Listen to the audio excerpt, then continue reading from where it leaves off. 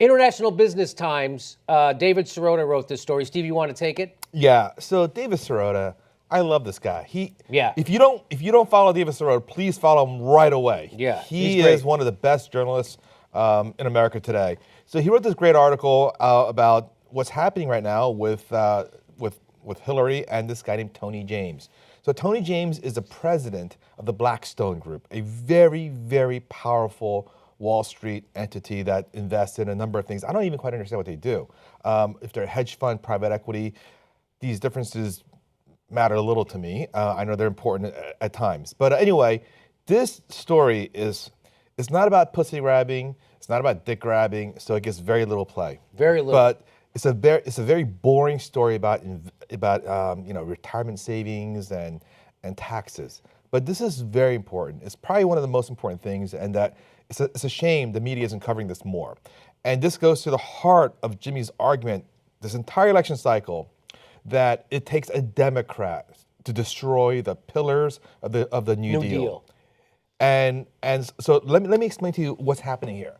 So Tony James is being considered, or he was actually maybe considered by Obama, some say, but he turned it down. But Clinton is considering Tony James to be the Secretary of Treasury.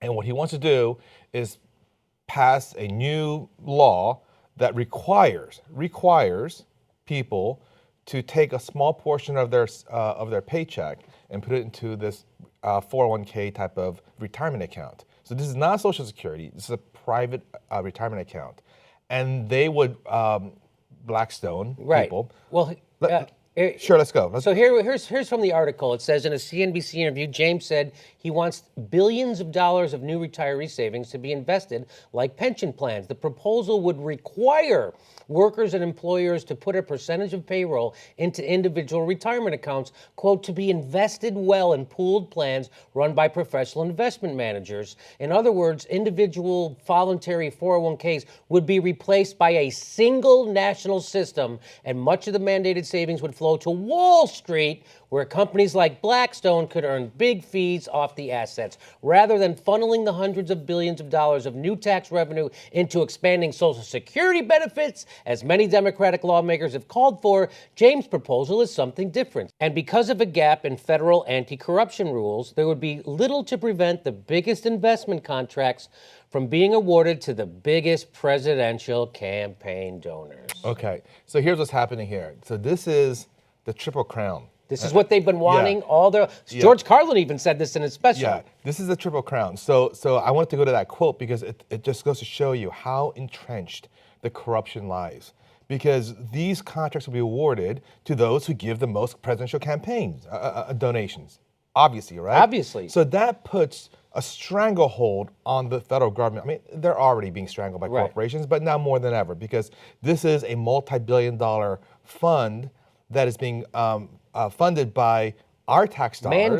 Mandated by our wages and our tax dollars. So Wall Street gets even more power in our system. Secondly, they make more money than ever before from the fees. Yes. Right? This is an unbelievable boon. Okay, so that's the first part of it. Wall Street personally benefits. Number two, it really hurts and undermines Social Security, right? Because the problem here is that Social Security is not being expanded. Money's being diverted to this instead. And you know what they're going to say, right? They're going to say, "Oh, Social Security's going to run out." Yes.